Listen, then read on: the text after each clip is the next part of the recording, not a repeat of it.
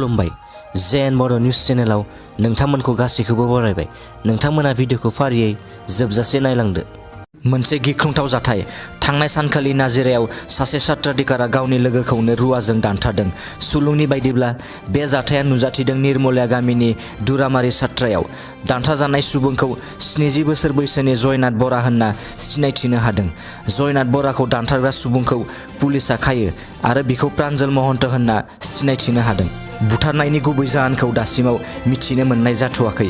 बेनि सायाव नायबिजिरनाया सोलिगासिनो दं होनना खौराङाव मिथिहोदों। जम्मु एन्ड काश्मीराव एनकाउन्टाराव 4 उदखारिफोरखौ गावथारदों। फोरमायनाय बायदिब्ला थांनाय सानखालिनि फुंनि समाव जम्मुनि सिद्रा मुंनि दाबसे जायगायाव 4 उदखारिफोरा ट्राकजों श्रीनगरसिम थांबाय थानाय समावनो सिकिउरिटि फर्सेसफोरा एनकाउन्टार खालामनानै बुथारो होनना पुलिसआ बुंथियो। जम्मुनि additional director general of police Mukesh सिंहआ बुङो दि ट्राक ड्राइभारा खारग'लांनायनि जाहोनाव बेनि सिनायथिखौ दासिमाव मोननो हाथ'वाखै।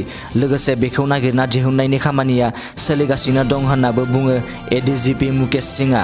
बे एनकाउन्टारनि गेजेरजों पुलिसआ गंस्नि AK-47 राइफल, 2 पिस्तल आरो गोबां एमुनिसनफोरखौ ट्राकनिफ्राय बोखांनो हादों होनना खौराङाव फोरमायदों। बड'सिनि आर्टिस्ट एस'सिएशननि बानजायनायाव सानसेनि हाबाफारिजों बाक्सा जिल्लानि बरमा जौसिन फरायसालिनि गेलेग्रा फोथाराव गाजा गोमजायै बर'नि मुंदांखा महरगिरि, मेथाइ रोजाबगिरि, दामगिरि आरो दिहुनगिरिफोरनि नुजाथिनायाव बर' सावथुन मुलुगनि 4थि बान्था राननाय हाबाफारिया मैया जानानै थाङो। बर' सावथुन मुलुगाव बिफाव होबोनाय महरगिरिफोरजों लोगोसेनो सावथुन दिहुनगिरि, बिथोनगिरि, मेथाइ रोजाबगिरि, दामगिरि आरो गुबुन गुबुन 20 आयदायाव सायख'नानै बे हाबाफारियाव बान्था गथायदों।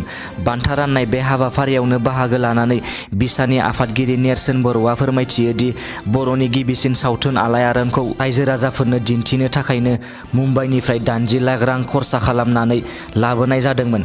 नाथाय सावथुन दिहुनगिरिफोरनि गेजेराव इसे टेकनिकेल जेंनानि थाखाय दिन्थिफुंनो हानाय जायाखै।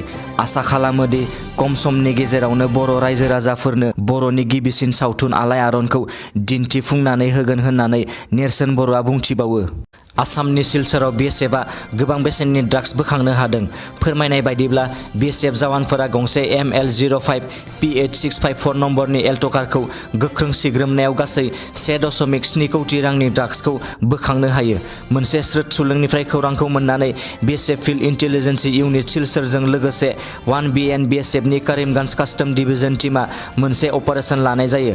बे अपारेसननि गेजेरजोंनो काचिगड़ा कालायान माहारियारि राजा लामानि हिलारिया रेलवे क्रसिंनि साखाथियाव गंसे एल्ट' कारखौ सिग्रोमनानै गोबां याबा टेब्लेट्स बोखांनो हादों होनना फोरमायदों। ड्राग्सजों लोगोसे हमजानाय सुबुंफोरखौ लिगेल एक्शन लानो थाखाय करीमगंज कास्टम डिभिजनाव लांनाय जादों होनना खौराङाव मिथिहोदों। सासे 27 बोसोर बैसोनि हौवासाया गावनि जिउखौ फोजोबना लादों। बे गासै जाथायखौ बियो फेसबुकआव लाइभ रेकर्ड खालामदों होनना मिथिनो मोन्दों। जिउ फोजोबना लानाय सुबुंनि बिदाया खौराङाव फोरमायनाय बायदिब्ला बे जाथाया 27 दिसेम्बरनि हरनि समाव नुजाथिदों। सासे 27 बोसोर बैसोनि हौवासाया गावनि जिउखौ फोजोबना लानायनि जाहोनखौ गावनि मोजां मोननाय हिन्जावसानि सायाव जाबसिनदों आरो लोगोसे गावनि नखरनि सुबुंफोरनिसिम निमाहा बियो। गावनि जिउखौ फोजोबना लानाय सुबुंखौ काछारनि कालेननि होनना मिथिनो मोन्दों। नखरनि सुबुंफोरा खौरांखौ मोननानै बेनि रुमनि फारसे खारलाङो, नाथाय नखरनि सुबुंफोरा बेखौ जिउनि रैखाथि होनो हायासै। बिखौ नखरनि सुबुंफोरा सिलिन फेनाव दौलें लागायना थैना थानाय थासारियाव बोखांनो हायो।